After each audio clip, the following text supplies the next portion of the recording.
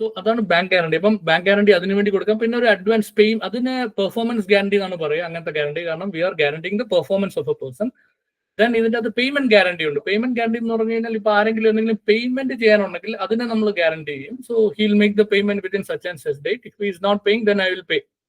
അപ്പം that is bank guarantee. Bank issue ചെയ്യുന്ന ഒരു ഗ്യാരണ്ടി. It is a non fund based facility. So it it's called a bank guarantee. അത് performance guarantee, ആരെങ്കിലും ഒരു കോൺട്രാക്ടറിന്റെ അല്ലെങ്കിൽ ഇതിന് വേണ്ടിയിട്ടുള്ള ഒരു ഇഷ്യൂ എന്ന guarantee bank guarantee. Then comes letter of credit. ഈ ലെറ്റർ ഓഫ് ക്രെഡിറ്റ് ആരെങ്കിലും അറിയാവോ? ലെറ്റർ ഓഫ് ക്രെഡിറ്റ് അറിയാവുന്ന ആരെങ്കിലും ഉണ്ടോ? കേട്ടിട്ടുണ്ടോ നിങ്ങൾ? ലെറ്റർ ഓഫ് ക്രെഡിറ്റിന്റെ ഇമ്പോർട്ടന്റ് എപ്പോഴാണ് വരിക എന്ന് പറഞ്ഞു കഴിഞ്ഞാൽ LC, നമ്മൾ തന്നെ ഇതായിട്ട് ചെറുതായിട്ട് ഷോർട്ടായിട്ട് പറഞ്ഞ LC, letter of credit is an instrument which is issued by the bank. എപ്പോഴാണ് പറയുന്നത്? It assumes relevance when one party is trading with an overseas entity. Suppose an Indian importer, ഇന്ത്യയിൽ ഒരു പാർട്ടി, ഫോർ എക്സാമ്പിൾ ഇപ്പൊ ഇന്ത്യയിൽ ഉള്ള ഒരാൾക്ക് വെളിയിൽ നിന്നൊരു മെഷീനറി അല്ലെങ്കിൽ ഒരു സാധനം, കുറെ ഗുഡ്സ് ഇന്ത്യയിലേക്ക് എക്സ്പോർട്ട് ചെയ്യണം. So he don't know who is the seller there, direct interaction ഇല്ല. ഇപ്പൊ ഇതിൻ്റെ അകത്ത് ഞാൻ ഒരു ഉദാഹരണം പറഞ്ഞു. ഇപ്പൊ എനിക്ക് കുറെ മെഷീനറി വേണം. സോ ചൈനയിലാണ് ആ മെഷീനറി ഉള്ളത്. സോ ചൈനയിലുള്ള ഒരു എക്സ്പോർട്ടറിന്റെ അടുത്ത് എനിക്ക് സംസാരിക്കണം. എനിക്ക് പൈസ ഇറ്റ്സ് മില്യൺസ് ഓഫ് റുപ്പീസിന്റെ സാധനമാണ്. സോ അയാൾക്ക് എന്നെ അറിയില്ല. So whether I will make the payment. അപ്പൊ എനിക്ക് അഡ്വാൻസ് എമൗണ്ട് കൊടുക്കാൻ പറ്റില്ല. Why? Because I cannot make the payment before. Because if I make the payment up front and if he is not shipping the particular goods, then what will I do? Then I have to go to China. ചൈനയുടെ law എനിക്ക് അറിയണ്ട. So ഒത്തിരി ബുദ്ധിമുട്ടുണ്ടാകും. അപ്പൊ എനിക്ക് ആദ്യം upfront payment becomes a difficult thing.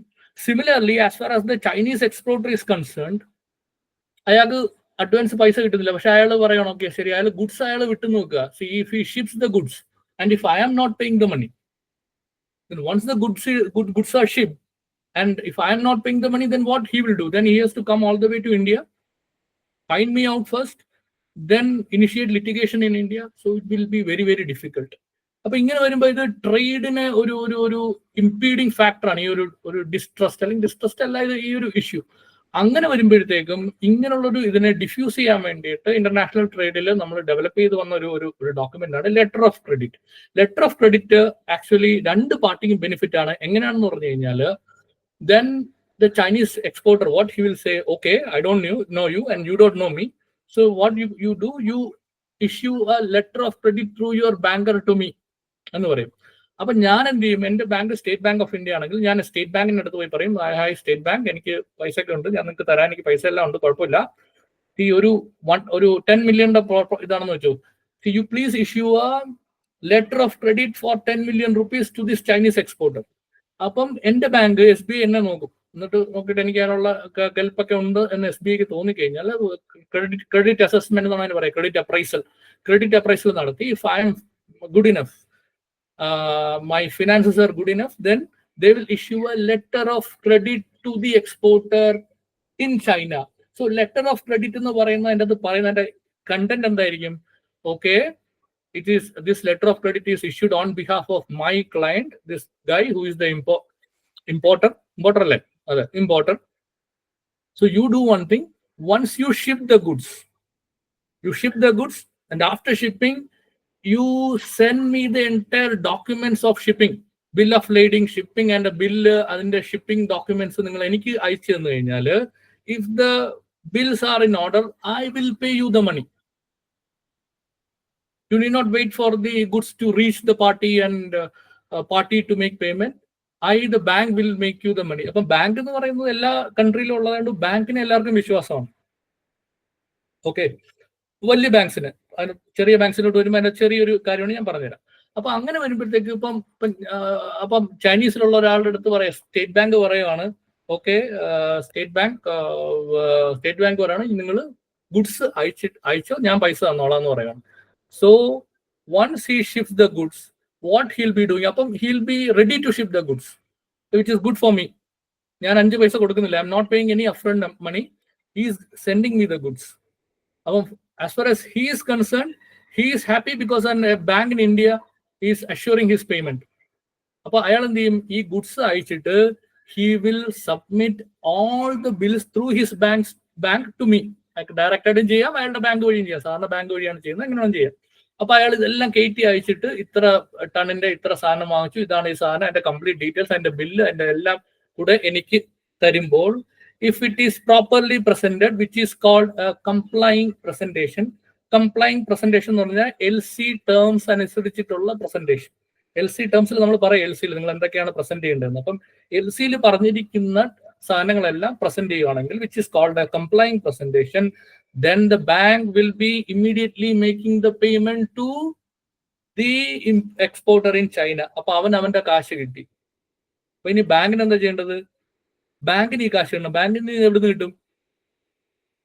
Bank എൻ്റെ അടുത്ത് വരും, എന്നിട്ട് പറയും, ഡേ അയാള് എല്ലാ ഡോക്യുമെന്റും തന്നിട്ടുണ്ട്, so I made the payment, now your non-fund based facility has become a fund based facility, so you make the payment. 10 lakh rupees I paid 10 million, so you pay 10 million എന്ന് പറഞ്ഞിട്ട്, അപ്പം എനിക്ക് പൈസ ഉണ്ടോ എന്നൊക്കെ നോക്കിയിട്ടാണ് ചെയ്യുന്നത് ബാങ്ക്. അപ്പം then I will make the 10 million to the bank. Bank is happy. Then bank will hand over all the documents to the borrower. ഈ borrower ഈ ഡോക്യുമെന്റ്സുമായിട്ട് പോയിട്ട് ചെന്നാലേ he can receive the goods. He need these documents to receive the goods. So bank will hand over the entire document to me.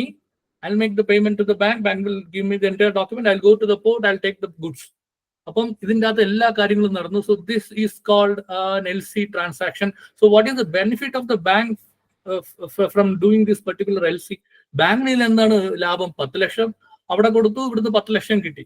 So the benefit of the bank is bank will be charging an amount which is called LC commission. അതിന്റെ amount അനുസരിച്ചിട്ട് ഒരു commission ഞാൻ എൻ്റെ കയ്യിൽ നിന്ന്, അതായത് ബാങ്കിന്റെ കസ്റ്റമറിന്റെ കയ്യിൽ നിന്ന് ഈ ബാങ്ക് വാങ്ങും. So that is called a commission. BGക്കും അതാണ്. ബാങ്ക് ഗ്യാരണ്ടി കൊടുക്കുമ്പോഴും ബാങ്കിന്റെ consideration is the BG commission based on the amount of bank guarantee. So that commission will be the profit or the consideration for these things which the bank is getting. Well, the benefit with the bank is deriving from this transaction. So LC is a documentary credit. It's called a document. It's a documentary credit because the document is assuring the payment of the importer, and that document is called LC. അപ്പം ഈ ഇന്റർനാഷണലിൽ ഈ LC വരുമ്പോഴത്തേക്കും ഒരു യൂണിഫോമിറ്റിക്ക് വേണ്ടി international chamber of commerce which is called the ICC, international cricket കൗൺസിലും ICC ആണ്. This is international chamber of commerce. ഈ ഇന്റർനാഷണൽ ചേംബർ ഓഫ് കോമേഴ്സ് ഇതിന് റൂൾസ് ഉണ്ടാക്കിയിട്ടുണ്ട്. അപ്പം ബാങ്ക്സ് എല്ലാം അതിന്റെ പാർട്ടാണ്. അപ്പം റൂൾസ് ഉണ്ടാക്കിയിട്ടുണ്ട്. So for LC it is called uniform customs and practices for documentary credit or UCP 600 എന്ന് പറയും.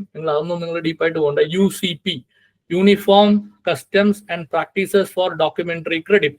അപ്പൊ നമ്മൾ ഒരു LC ഇഷ്യൂ ചെയ്യുമ്പോൾ LCക്ക് അകത്ത് തന്നെ പറയണം, this is governed by UCP 600 and governed by the laws of India. And jurisdiction പറയുമ്പോൾ മിക്കപ്പോഴും ജൂറിഡിക്ഷൻ പറയുന്നത് വേറെ എന്തെങ്കിലും തേർഡ് ഒരു സിംഗപ്പൂറോ UK ആയിരിക്കും. സാധാരണഗതിയിൽ നമുക്ക് ഡോക്യുമെന്റിൽ ചെയ്യാൻ പറ്റും. കാരണം രണ്ട് കൺട്രീസിലുള്ള എൻറ്റിറ്റീസ് തമ്മിൽ ഒരു ഡോക്യുമെന്റിൽ എൻ്റർ ചെയ്യുമ്പോഴത്തേക്കും they can choose the jurisdiction. So they normally will be choosing, parties will be choosing. They are not, see, the problem with Indian that the judicial system is that no foreign party will they are not comfortable with the Indian judicial system, the process, the delay, especially the delay. So they all opt for either Singapore or UK, mostly Singapore or UK. Singapore SIAC എന്ന് പറഞ്ഞ സാധനമുണ്ട്, Singapore International Arbitration Center for Institutional Arbitration. അപ്പൊ ആ സെന്ററിലെ rules ഉണ്ട്. അപ്പം അവിടുത്തെ rules അനുസരിച്ചിട്ട്, അപ്പൊ അത് റൂൾസ് എന്ന് പറയുന്നത് SIAC rules is procedural rules and the governing rule will be UK law, Indian law, whatever it is. So a law നമുക്ക് ചൂസ് ചെയ്യാം, parties can choose. And as per that law, they will be using the framework of SIAC, Singapore International Arbitration Center.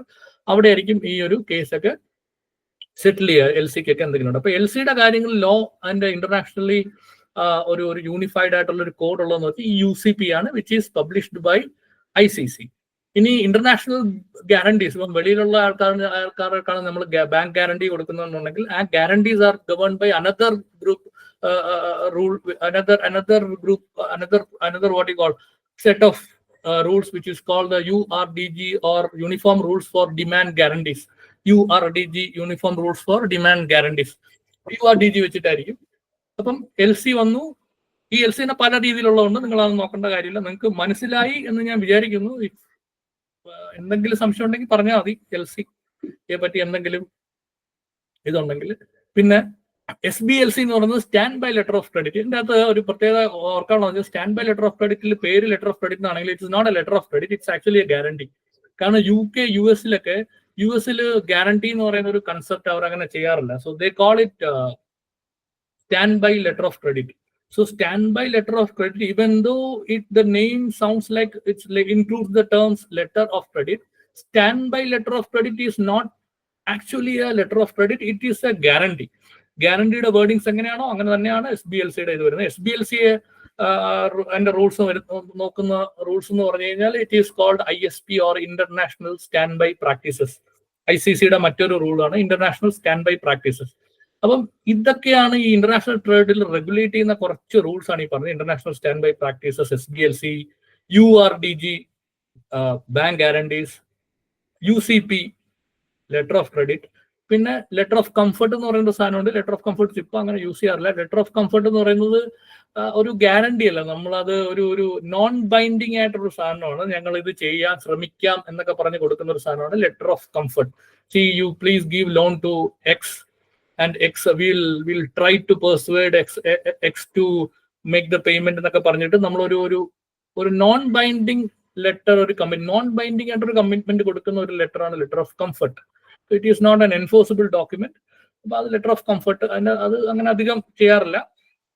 കൂടുതലും LC, BG, SBLC. ഇപ്പൊ ഞാൻ പറഞ്ഞപ്പോ നിങ്ങളിപ്പോ ഞാനിപ്പോ ഒരു നമുക്ക് കേട്ടില്ലാത്ത ഇപ്പം പോട്ടെ, ഒരു സിയാറ ലിയോൺ അല്ലെങ്കിൽ ഗാബോൺ അല്ലെങ്കിൽ ഇപ്പം ലിബിയ പിന്നെയും കുഴപ്പമില്ല. വേറെ അതേപോലത്തെ നമുക്ക് അധികം എക്സ്പോഷർ ഇല്ലാത്തൊരു കൺട്രിയിൽ നിന്ന് നമുക്ക് ഒരു സാധനം, ഞാൻ ഇമ്പോർട്ടറാണ്, എനിക്ക് അങ്ങോട്ട് അയക്കണം, അവിടുന്ന് ഒരാൾ എൻ്റെ സാധനം വാങ്ങുന്നുണ്ട്. അപ്പൊ ഞാൻ അയാളുടെ അടുത്ത് പറയും, നിങ്ങൾ ഒരു കാര്യം ചെയ്യും, give me an SBLC, sorry give me an LC from your bank. അപ്പൊ അയാൾ ഒരു ബാങ്ക് കൊണ്ടുവരും, ഒരു XY ബാങ്ക് എന്ന് പറഞ്ഞ ഏതോ ഒരു ബാങ്കിൽ നിന്ന്, അവിടുത്തെ ഈ മറ്റേ കോങ്കോ ആണെന്ന്, ഡെമോക്രാറ്റിക് റിപ്പബ്ലിക് ഓഫ് കോങ്കോ ആണെന്ന് വെച്ചു, ഡെമോക്രാറ്റിക് റിപ്പബ്ലിക് ഓഫ് കോങ്കോയിൽ ഏതെങ്കിലും കോങ്കോ ബാങ്ക് എന്ന് പറഞ്ഞ ഒരു ബാങ്കിന്റെ LC ആയിട്ട് വരും. അപ്പൊ നമുക്ക് അവിടെയും സംശയമാണ്. If it is city bank, I am happy. City ബാങ്കിനെ എല്ലാവർക്കും അറിയാം, അല്ലെങ്കിൽ HSBC, അല്ലെങ്കിൽ BNP പാരിബ, ഈ ബാങ്ക്സിനൊക്കെ നമുക്കറിയാം. ഒരു കോങ്കോ ബാങ്ക് എന്ന് പറഞ്ഞൊരു ബാങ്ക് LC ആയിട്ട് വരുവാണെങ്കിൽ നമുക്ക് അറിയില്ല. അപ്പൊ നമ്മൾ എന്ത് പറയും? അപ്പം പറയും, ഒരു കാര്യം ചെയ്യും, ഓക്കെ നിങ്ങളുടെ ബാങ്കൊക്കെയാണ് സമ്മതിച്ചു, you get a big bank to confirm that LC, then I will be happy, I will be doing my part എന്ന് പറയും. അപ്പൊ അങ്ങനെയാകുമ്പോൾ അവരുമായിട്ട് കണക്ഷനുള്ള ഏതെങ്കിലും ഒരു നല്ലൊരു ബാങ്കിൽ പോയിട്ട്, ഇപ്പൊ അവിടെ ചെന്നിട്ട് അവർക്ക് സിറ്റി ബാങ്കുമായിട്ട് എന്തെങ്കിലും ബന്ധമുണ്ടെങ്കിൽ സിറ്റി ബാങ്കിന്റെ അടുത്ത് പോയി പറഞ്ഞിട്ട് സിറ്റി ബാങ്ക് കൺഫേം ചെയ്യും ടു മീ, ഓക്കെ ഈ കോങ്കോ ബാങ്ക് കുഴപ്പമില്ല, I am confirming that there LC is valid, good എന്ന് പറഞ്ഞിട്ട് ഒരു കൺഫേമിംഗ് ബാങ്ക് എന്നാണ് പറയുക. കൺഫേമിംഗ് ബാങ്ക് LCയിൽ വരുന്ന ഒരു സാധനമാണ് ഈ confirming bank. If the importer is not that comfortable with the LC issuing bank, and or if he is unaware of the credentials of the LC issuing bank, then we can ask the other party to get the LC confirmed through a bigger bank or a bank which is having visibility. അപ്പൊ അങ്ങനെ ഒരു concept ഇതിൻ്റെ അകത്തുണ്ട്. അതിനെയാണ് നമ്മൾ ഈ ഒരു confirming bank എന്ന് പറയുന്നത്. SBLC LCയുടെ കാര്യത്തിലാണ്. പിന്നെന്താണ്? Understanding letter of credit, bank guarantee, ICC publications, lending to different types of customers, lending, consortium lending, concept of security trustee, consortium lending, MBA. What is consortium lending? Consortium lending. So there are three types. നമ്മൾ bank lend ചെയ്യുന്നത് 3 തരത്തിലാണ് സാധാരണ ഇതിൽ. ഒന്ന് sole banking, 2 multiple banking arrangement, 3 consortium.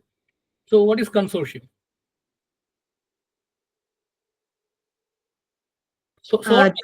Three banks, ഇപ്പോൾ വലിയ projects ഒക്കെ ആകുമ്പോഴത്തേക്കും അതൊരൊറ്റ സിംഗിൾ ബാങ്ക് ആണ് ലോൺ അവൈലബിലിറ്റി എക്സ്റ്റെൻഡ് ചെയ്യുന്നെങ്കിൽ അവരുടെ ലയബിലിറ്റി കൂടുതലായിരിക്കും. അപ്പോൾ ഒരു ഗ്രൂപ്പ് ഓഫ് ബാങ്ക്സ് കൂടിയിട്ട് വലിയ പ്രോജക്ട്സ് ഫിനാൻസ് ചെയ്യുന്നതും ബൊറോക്ക് ലെൻഡ് ചെയ്യുന്നതാണ്. അതൊരു പ്രൊപ്പോർഷൻ അനുസരിച്ചായിരിക്കും ഓരോരുത്തർക്ക് അതിന്റെ.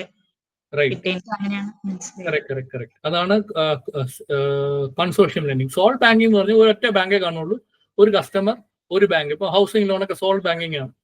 അല്ലെങ്കിൽ ഒരു കടക്കാരൻ വന്നതിൻ്റെ അടുത്തുനിന്ന് 10 ലക്ഷം വാങ്ങിച്ചുകൊണ്ട് പോകുന്നു, ഇറ്റ്സ് എ സോൾ ബാങ്കിങ്. ഒരു ബാങ്ക് കസ്റ്റമർ, ഒറ്റ ബാങ്ക്. ഞാൻ എന്റെ കസ്റ്റമർ വരുന്നു, ഹൗസിംഗ് ലോൺ വരുന്നു, സോൾ ബാങ്കിങ് ഞാൻ മാത്രമേ ഉള്ളൂ. Then comes slightly bigger projects.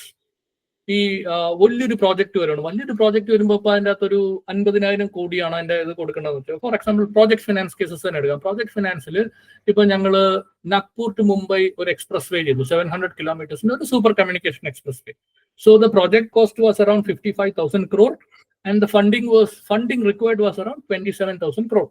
27,000 കോടിയുടെ ഒരു ഫണ്ടിങ് ആണ് അതിന് വേണ്ടിയിരുന്നത്. സോ 27,000 കോടി ഒരു ബാങ്കിന് ചിലപ്പോൾ ചെറിയ ബാങ്കിനൊന്നും ഒരിക്കലും അത്രയും എമൗണ്ട് എടുക്കാൻ കാണില്ല. ഒന്ന്. രണ്ട്, ഈ RBI ചില ഇതൊക്കെ നിശ്ചയിച്ചിട്ടുണ്ട്. ഒരു ബാങ്കിന്റെ പെയ്ഡ് അപ്പ് ഷെയർ ക്യാപിറ്റലിൽ ഇത്ര പെർസെന്റേജ് നിങ്ങൾ ഒരു പർട്ടിക്കുലർ ഗ്രൂപ്പിന് ലെൻഡ് ചെയ്യാമെന്നൊക്കെ പറഞ്ഞിട്ട് കുറെ ക്യാപ്സ് ഉണ്ട് ഇതിൻ്റെ അകത്ത്. ബാങ്കിനും കുറെ ക്യാപ്സ് ഉണ്ട്. നിങ്ങളുടെ ടയർ 1 ക്യാപിറ്റലിനേക്കാളും കൂടുതൽ ലെൻഡിങ് ഒരു പർട്ടിക്കുലർ ഗ്രൂപ്പ് പോയിക്കൂടാ, ഗ്രൂപ്പ് എക്സ്പോഷർ എന്നൊക്കെ പറയും. ഒരു ഗ്രൂപ്പിന് അതിൽ കൂടുതൽ പോയിക്കൂടാന്നൊക്കെ പറഞ്ഞിട്ട് അങ്ങനെ ഓരോ ഇതുണ്ട്. അതേപോലെ ചിലപ്പം എടുക്കാൻ പറ്റില്ല. രണ്ട്, ഒരു ബാങ്ക് തന്നെ ഈ കംപ്ലീറ്റ് 27,000 കോടി എടുത്തു കഴിഞ്ഞാൽ അത് കംപ്ലീറ്റ് റിസ്ക് ആ ബാങ്കിന് തന്നെ ആയിരിക്കും. So in order to share the risk, the banks as a group will take 7 or 8 banks or 2 banks, 3 banks, more than 2, ഒന്നിൽ കൂടുതൽ, മോർ ദാൻ 1, ഒന്നിൽ കൂടുതൽ 5, 8, 10 ബാങ്ക്സ് ഒരുമിച്ച് ഒരു പർട്ടിക്കുലർ സാധനം ഫിനാൻസ് ചെയ്യുന്നതിനാണ് we call it as a consortium lending. In a consortium there will be a lead bank for, so all the terms and conditions of all the banks will be aligned. It will be the same. Consortium, the bank lends as a group, as a single entity, like a single entity, they lend to the party as different proportions. So Mumbai, Bangalore, sorry, Nagpur Mumbai Expressway, ഞങ്ങളുടെ exposure 8,000 crores ആയി. ഞങ്ങൾ 8,000 crore കൊടുത്തുള്ളൂ. Out of 27,000 we have given 8,000 crore. Union Bank has given some 3,000, 4,000.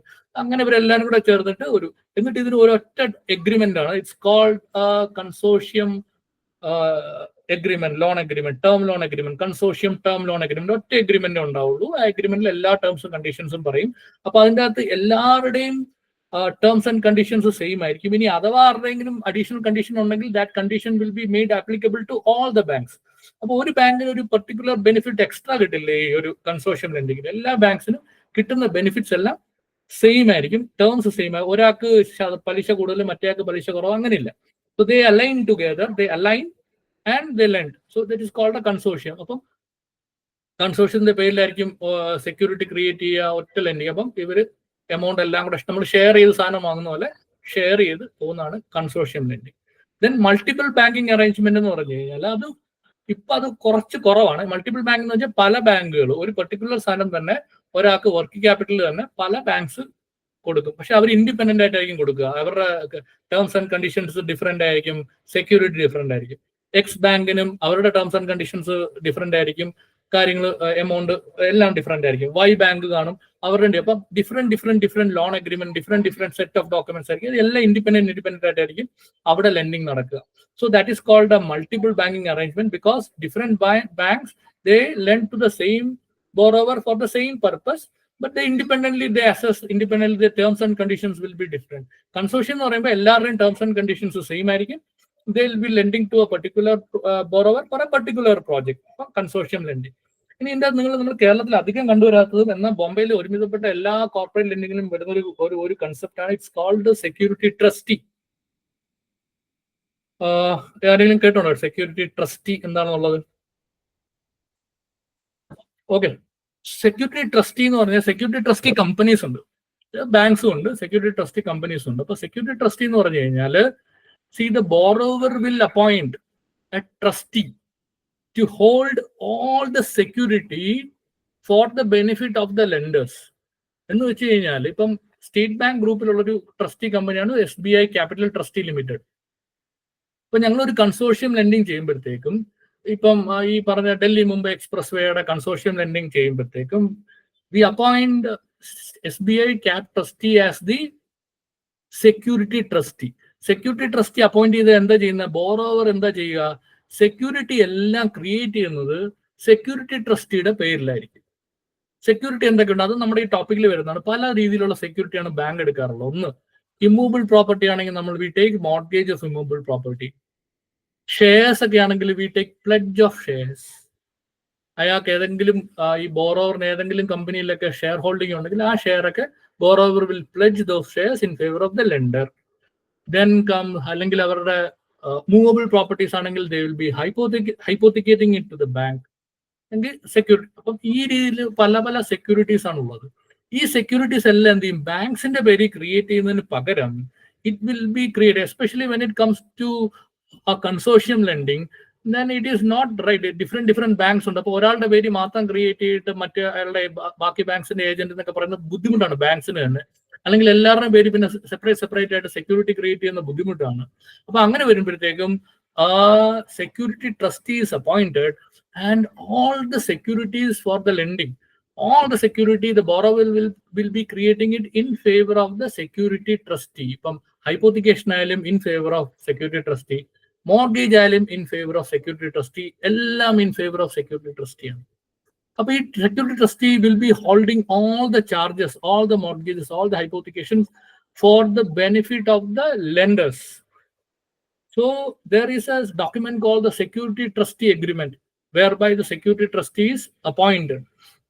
But the terms of the security trustee agreement will make it clear that what is the proportion available to the bank. The proportion will be as per the exposure of each bank to the particular lending.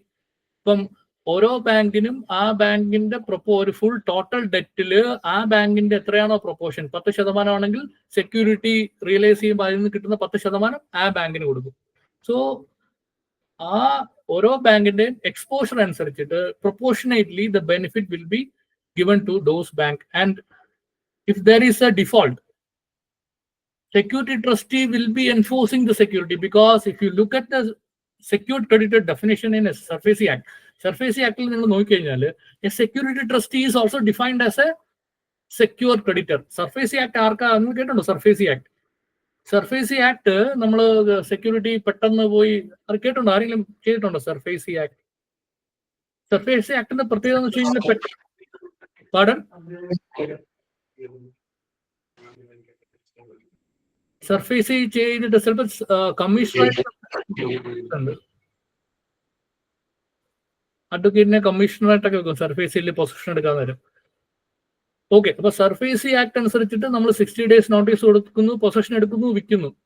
അപ്പൊ ഈ ഇത് ചെയ്യാൻ സെക്യൂരിറ്റിക്ക് ട്രസ്റ്റിക്കും പറ്റും. Why? Because the security trustee is also a secure creditor as per the provisions of SARFAESI act.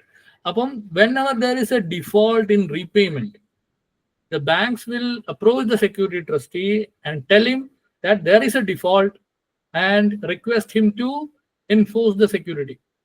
അപ്പൊ ഇതിൻ്റെ അകത്ത് ആർക്ക് ആണ് സെക്യൂരിറ്റി ട്രസ്റ്റിയുടെ അടുത്ത് പോകാൻ പറ്റുക? ഒരു ബാങ്കിന് മാത്രം പോകാൻ പറ്റുമോ, അതോ മെജോറിറ്റി ബാങ്കിന്റെ ബാക്കിംഗ് ഉണ്ടെങ്കിൽ മാത്രമേ സെക്യൂരിറ്റി ട്രസ്റ്റി കേൾക്കേണ്ടിയുള്ളൂ എന്നൊക്കെയുള്ള ടേംസ് എല്ലാം സെക്യൂരിറ്റി ട്രസ്റ്റി എഗ്രിമെന്റിലെ ടേംസിൽ സെറ്റിൽ ചെയ്യും. Okay, if 60% of the bank says okay, enforce the security, then the security trustee has to enforce the security. അങ്ങനെ അതിന്റെ ടേംസ് എല്ലാം സെക്യൂരിറ്റി ട്രസ്റ്റി എഗ്രിമെന്റിലാണ് വരുന്നത്. So basically the concept of security trustee, he will be holding all the securities for the benefit of the lenders as a trust, as a trustee ആയിട്ട് ലെൻഡേഴ്സിന് വേണ്ടി. അപ്പൊ ലെൻഡേഴ്സിന് ഇതിന്റെ പുറകെ പോയി തലവേദനയുടെ ആവശ്യമില്ല. സെക്യൂരിറ്റി ക്രിയേഷനും ലെൻഡർ ബുദ്ധിമുട്ടേണ്ട കാര്യമില്ല, സെക്യൂരിറ്റി എൻഫോഴ്സ്മെന്റിലും ലെൻഡേഴ്സ് ബുദ്ധിമുട്ടേണ്ട കാര്യമില്ല. Everything will be taken care of by the security trustee, for which he'll be levying a fee which has to be paid by the borrower. അപ്പം ബോറോവറിനെ കൊണ്ട് ഈ security ട്രസ്റ്റിയുടെ fee കൊടുപ്പിക്കും. So once security trustee gets the fee for doing all these acts, then the security trustee will do everything, creation of security, then enforcement of security and all. ഇതിൻ്റെ അകത്ത് ഞാൻ കണ്ട വേറെതാണ് creation and, നിങ്ങൾക്ക് അതിന് എന്തൊക്കെ security എന്നുള്ളത് ഞാൻ ഇപ്പോൾ പറഞ്ഞു. ഒന്ന് മോർഗേജ് ആണ്. നോർമലി ബാങ്ക് ചെയ്യുന്ന mortgage, one is English mortgage and one is equitable mortgage. ഇപ്പം നമ്മുടെ നാട്ടിലൊക്കെ നമ്മൾ നോക്കി കഴിഞ്ഞാൽ ഇക്വിറ്റബിൾ മോർഗേജ് ആണ് കാണുന്നത്. What is equitable mortgage? നമ്മൾ ഹൗസിംഗ് ലോണിനെ കാണുന്നതാണ്. ആധാരം എല്ലാം കൊണ്ട് ബാങ്കിൽ ഡെപ്പോസിറ്റ് ചെയ്യും. സോ ഇക്വിറ്റബിൾ മോർഗേജ് സെക്ഷൻ 58 പറയുന്നത് എന്താണ്? Mortgage created by deposit of deeds of title with an intention to create security in a notified town. എന്തെങ്കിലും വിട്ടുപോയെന്ന് എനിക്ക് അറിഞ്ഞൂടാ, ഇത് ഓർമ്മയെന്ന് പറഞ്ഞു. അപ്പം ഒരു ഇപ്പം കേരളത്തിൽ എല്ലായിടത്തും നോട്ടിഫൈഡ് ആണ്. അപ്പം നോട്ടിഫൈഡ് ടൗണിൽ വെച്ചിട്ട് സെക്യൂരിറ്റി ക്രിയേറ്റ് ചെയ്യാനുള്ള ഇന്റൻഷനോടുകൂടി നിങ്ങൾ ഡോക്യുമെന്റ്സ് ഓഫ് ടൈറ്റിൽ ഡെപ്പോസിറ്റ് ചെയ്ത് കഴിഞ്ഞാൽ that concludes the creation of equitable mortgage. So that is equitable mortgage. All other mortgages can be created only through a registered deed if the value of the property is more than ₹100. ഇപ്പൊ എല്ലാത്തിനും practically ₹100 property ഇല്ലാത്തതുകൊണ്ട് all the other mortgages are created via or wide a deed of mortgage. So banks normally do equitable mortgage or an English mortgage. English mortgage എന്ന് പറഞ്ഞാൽ അറിയാലോ, it's like an absolute sale with a condition to repurchase in the same document, conveyance and with a condition to reconvey once the entire amount is paid. അപ്പൊ അതൊരു type of mortgage ആണ് which is called English mortgage. English mortgage പണ്ടത്തെ കാലത്ത് ഈ SARFAESI ഒക്കെ വരുന്നതിന് മുമ്പ് English mortgage was relevant because English mortgage is the only mortgage where you can enforce the mortgage without going to court as per the provisions of transfer of property act. അതിൻ്റെ അതൊരു ₹500 minimum ഇതും minimum ഡ്യൂവും 3 months ആയിട്ട് അടയ്ക്കുന്നില്ല എന്നുണ്ടെങ്കിൽ without the intervention of court the mortgagee can enforce the mortgage. അതാണ് English മോർഗേജിന്റെ ഒരു പ്രത്യേകത. പക്ഷെ ഇപ്പൊ സർഫേസി ആക്ട് വന്നപ്പോൾ അതിന്റെ ആ റെലവൻസ് ഒക്കെ പോയി. സർഫേസി ആക്ട് വന്നപ്പോഴത്തേക്ക് without adjudication before A court you can take possession and cell any security. അപ്പൊ അതിന്റെ ഒരു ഇതാണ്. അപ്പം first one is mortgage. Bank എടുക്കുന്ന സെക്യൂരിറ്റീസ് ആണ്. First one is mortgage. Then comes pledge of shares ഉണ്ടെങ്കിൽ നമ്മളത് പ്ലെഡ്ജ് ആണ് എടുക്കുന്നത്. ഇപ്പൊ എല്ലാ ഷെയർസും ഡിമാറ്റ് ആണ്. ഡിമാറ്റ് ഒക്കെ അറിയാമോ നിങ്ങൾക്ക്? ഡിമാറ്റ് ഷെയർസ് പണ്ടൊക്കെ ഫിസിക്കൽ ഷെയർ സർട്ടിഫിക്കറ്റ് ആണ്, ഇപ്പൊ ഡിമാറ്റ് ഷെയർസ് ആണ്. ഡിമാറ്റ് ഷെയർസിന്റെ പ്ലെഡ്ജ് എങ്ങനെ ചെയ്യുന്നത്? So there is no property. Normally how pledge is done, you hand over the property. It's a bailment right as security. So bailment എന്ന് പറയുന്നത് മറ്റേ മൂവബിൾ പ്രോപ്പർട്ടി മറ്റേ ആൾക്ക് കൊടുക്കണം. പ്ലെഡ്ജർ വന്നിട്ട് മറ്റേ പോണിക്ക് കൊടുക്കണം അല്ലെങ്കിൽ പ്ലെഡ്ജിക്ക് കൊടുക്കണം, ഹാൻഡ് ഓവർ ചെയ്യണം, എന്നാലല്ലേ പ്ലെഡ്ജ് വരുള്ളൂ. ഇപ്പം ഗോൾഡ് പ്ലെഡ്ജ് ചെയ്യുന്നു മുത്തൂറ്റിൽ പോയിട്ട്, you give the gold to Muthoot, so pledge is created. Then DMAT, how it is created? There is no property, no tangible shares, no tangible nothing is there. So അതിനുള്ള ഇത് SEBI ആയിട്ടുണ്ടായിരിക്കുമല്ലോ, securities exchange board of India. അതിൻ്റെ അത് അവരുടെ regulations ഉണ്ട്, depositories and participant regulation. അതനുസരിച്ചിട്ട് you have to get the pledge noted with concerned depository. Depository എന്ന് പറഞ്ഞു കഴിഞ്ഞാൽ നമ്മുടെ ഇത് NSDL-ഉം CDSL-ഉം ഈ 2 ഡെപ്പോസിറ്ററീസ് ആണ് ഇന്ത്യയിലുള്ളത്. അപ്പൊ ഇവരാണ് ഈ ഡിമാറ്റ് ഷെയർസ് ഹോൾഡ് ചെയ്യുന്നത്. ഈ ഡിമാറ്റ് ഷെയർസ് നമുക്കിപ്പോൾ എനിക്ക് ഒരു 100 ഷെയർ ഉണ്ടെന്ന് വെച്ചാൽ SBI-ൽ, ആ ഷെയർ ഹോൾഡ് ചെയ്യുന്നത് NSDL-ഓ അല്ലെങ്കിൽ CDSL-ഓ ആയിരിക്കും. അപ്പൊ അവിടെ ഞാനായിരിക്കും ബെനിഫിഷ്യൽ ഓണർ ആയിട്ട്, എന്റെ പേരായിരിക്കും കിടക്കുന്നത്, beneficial owner of these 10 shares Amit എന്ന് പറഞ്ഞാൽ കിടക്കും. അപ്പൊ ഞാൻ പ്ലെഡ്ജ് ചെയ്യുമ്പോഴത്തേക്കും I have to go give a notice to NSDL saying that I have pledged it. അപ്പം NSDL അവിടെ നോട്ട് ചെയ്യും, okay Amit 10 shares are pledge. അത് കഴിഞ്ഞ് പിന്നെ ആർക്കും അത് വിൽക്കാൻ പറ്റില്ല, പിന്നെ പ്ലെഡ്ജ് ഉള്ളതുകൊണ്ട്. അപ്പം pledge nowadays pledges are created by registering with the concerned depository. ഇൻവോക്കേഷനും ബാങ്കിന് അവന്മാരെ വിളിച്ച് പറഞ്ഞാൽ മതി. So okay there is a default, you transfer from Amit's name to that my name, there is a default. അപ്പൊ അവർ മാറ്റും. വളരെ എളുപ്പമാണ് ഡിമാറ്റ് ഷെയർസിന്റെ ഒക്കെ പ്ലെഡ്ജ് വരുന്നത്. അല്ലെങ്കിൽ പണ്ട് കാലത്താണെങ്കിൽ share certificate will be given to the bank. അപ്പം അത് പ്ലെഡ്ജ്, മോർഗേജ്. മൂവബിൾ പ്രോപ്പർട്ടി ആണെങ്കിൽ there will be hypothecation. Hypothecation means there is no physical handing of property. Property will be with the borrower only. And they'll, through a document, they'll hypothecate all the movable assets, stock in trade. So once there is a default, I can go there and take it under SARFAESI Act. അപ്പം അതാണ് hypothecation. So movable property hypothecation, shares in the pledge. Immovable property ആണെങ്കിൽ mortgage. Then there is what else is it? Assignment. So nowadays assignments are not done because of the heavy stamp duty. Stamp duty കൂടുതൽ assignment എന്ന് വെച്ച് കഴിഞ്ഞാൽ നമ്മുടെ കയ്യിലോട്ട് അത് അതിന്റെ മൊത്തത്തിൽ കൺവേ ചെയ്ത് തരുവാണ്. So all these my rights title under all the agreements are assign to you എന്നൊക്കെ പറഞ്ഞിട്ട് തരും. അപ്പോൾ അസൈൻമെന്റിന്റെ സ്റ്റാമ്പ് ഡ്യൂട്ടി സെയിലിന്റെ സ്റ്റാമ്പ് ഡ്യൂട്ടിക്ക് തുല്യമായതുകൊണ്ട് nowadays no banks are doing assignment. We are doing only mortgage, hypothecation, pledge. Then there is another thing called non-disposal undertaking or NDU. അതൊരു security അല്ല, it's not a security, it's just an undertaking saying that NDU. ശ്രദ്ധിച്ചു വെച്ചോ, NDU എന്ന് പറഞ്ഞാൽ non disposal undertaking. അതായത് പറഞ്ഞാൽ എനിക്ക് കുറെ അസറ്റ്സ് ഉണ്ട്, I'm not charging it to you, I'm not creating any security over these assets, but what I will be doing is I won't be selling, or I will not be creating any charge, or I will not be selling these assets till your entire amounts are paid off, till your entire loan is paid off. നിങ്ങളുടെ എല്ലാ പൈസയും നിങ്ങളുടെ loan എല്ലാം pay ചെയ്ത് തീർക്കുന്നവരെ I will not touch my property, I will not sell it, I will not encumber it എന്ന് പറഞ്ഞിട്ട് ഒരു അണ്ടർടേക്കിംഗ് ആണ് NDU. ഈ NDU സെക്യൂരിറ്റി അല്ല. ഇഫ് യു അത് ചിലപ്പോൾ അത് വയലേറ്റ് ചെയ്ത് കഴിഞ്ഞാൽ ഇറ്റ്സ് ഡിഫോൾട്ട് ആയിട്ട് ബാങ്കിന് ലോൺ എല്ലാം തിരിച്ച് പേ ചെയ്യാൻ പറയാം, അത്രേ ഉള്ളൂ. അത് it's not a security. So ഇതൊക്കെയാണ്. ഒരു കാര്യം കൂടെ പറഞ്ഞിട്ട് നമുക്ക് വൈൻഡ് അപ്പ് ചെയ്യാം. One is in the banking sector you hear the name called perfection of security, creation and perfection of security. You will not see this perfection word anywhere in any of the statutes. Can someone tell me what is perfection of security?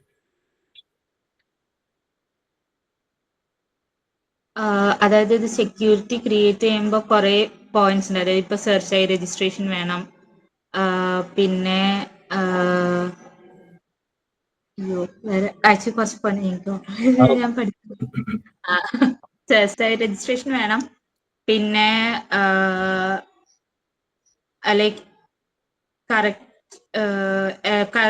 Correct detailed ആയിട്ടെല്ലാം വേണം. Simple ആയിട്ട് പറഞ്ഞു കഴിഞ്ഞാൽ creation, how these securities are created. See, as we said, mortgage created by either deposit or through a registered deed.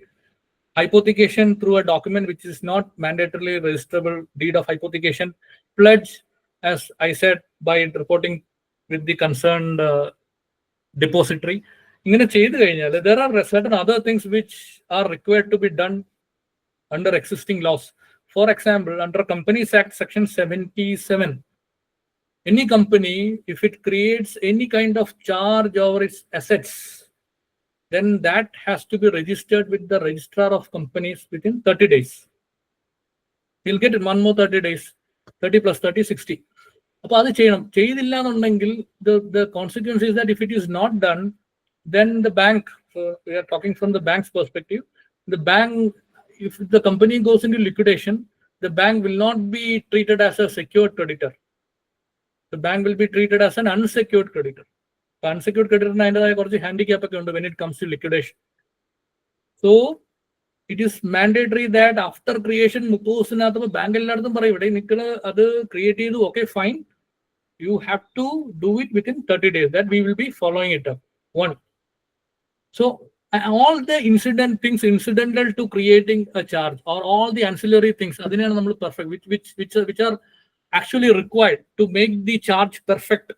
Perfect means for the bank to enforce it without any impediments. And ഒന്നാണ് ഈ ROC registration.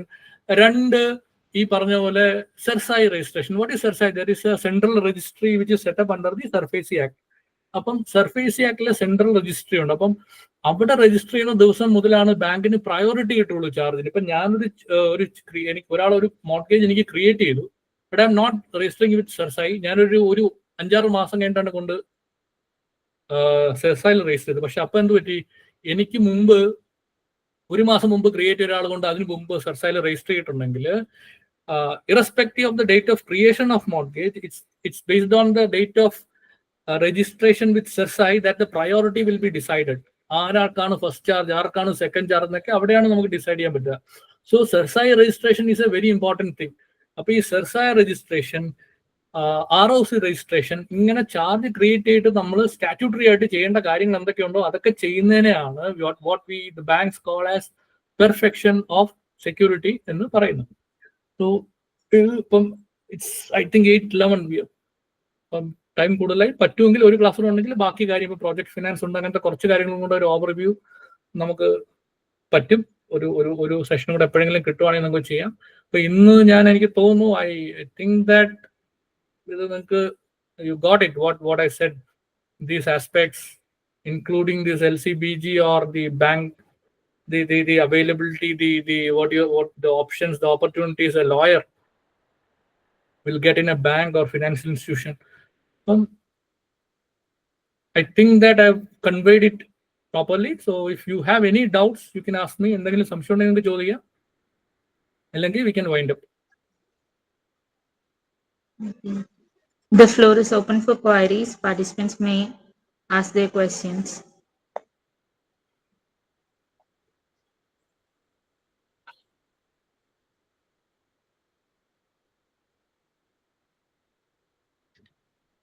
Sir എനിക്കൊരു doubt ഉണ്ടായിരുന്നു. ഇപ്പോൾ bank commission issue bank guarantee issue ചെയ്യുമ്പോഴത്തേക്കും bank ഒരു commission ഈടാക്കുമല്ലോ.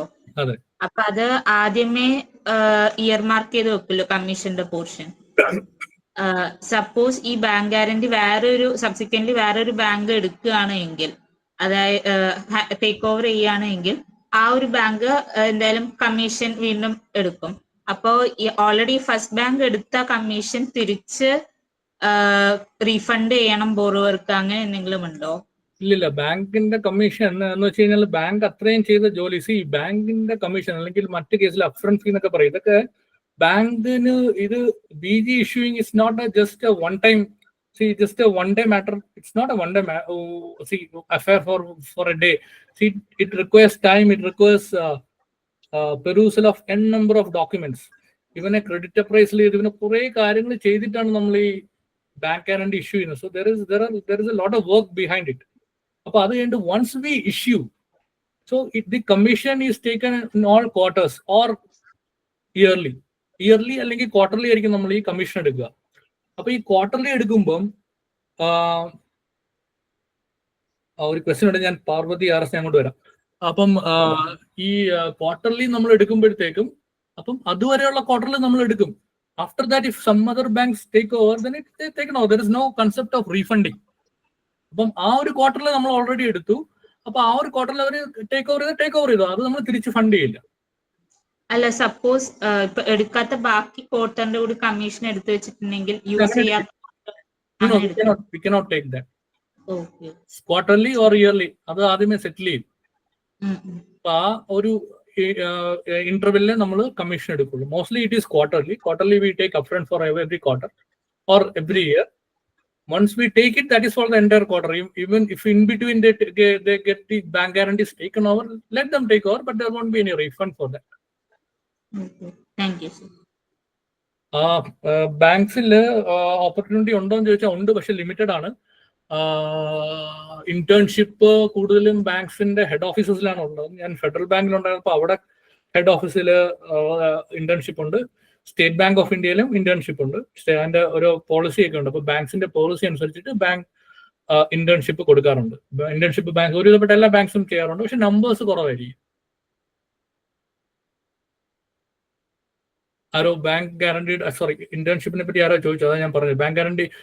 ബാങ്ക്സിൽ internship ഉണ്ട്. ബാങ്ക്സിലുള്ള പരിചയമുള്ള ആരെങ്കിലും ഉണ്ടെങ്കിൽ നിങ്ങൾക്ക് അവരെ അപ്രോച്ച് ചെയ്ത് കഴിഞ്ഞാൽ അവർക്ക് നിങ്ങളെ ഗൈഡ് ചെയ്യാൻ പറ്റും. ഇപ്പം SBIയിലുള്ള എങ്ങനെയാണെന്ന് ചോദിച്ചാൽ നിങ്ങൾ ആരെങ്കിലും എൻ്റെ അടുത്ത് കോൺടാക്ട് ചെയ്യണമെങ്കിൽ ഞാൻ അതിന്റെ കാര്യം നോക്കിയിട്ട് എങ്ങനെയാണെന്നുള്ളത് പറഞ്ഞു. പിന്നെ ഈ പറഞ്ഞ ഇന്റേൺഷിപ്പ് ആണെങ്കിലും it's better to come to Mumbai. SBI സംബന്ധിച്ചിടത്തോളം കേരളത്തിൽ നിങ്ങൾ ഇന്റേൺഷിപ്പ് ചെയ്തിട്ട് പ്രത്യേകിച്ച് കാര്യമില്ല. Come to Mumbai, you have project finance here in Mumbai, you have commercial group here, you have stressed asset group, you have shares and bonds, you have global market, international banking group. International banking group കിട്ടുവാണെങ്കിൽ നല്ലതാണ്. അവിടെ കൂടുതലും credit side ആണ്, but still അപ്പോൾ ഒത്തിരി departments, all these departments are in Mumbai if you talk about SBI.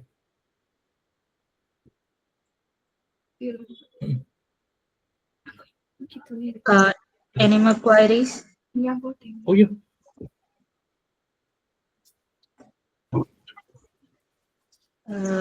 So I think we can wind up the session.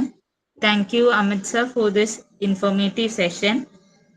It was truly enriching, especially knowing about the career opportunities that are available in this banking sector, and mainly and other topics which were covered, which dealt with in technical matters relating to the banking sector. So thank you, sir, for this wonderful session. Thank you.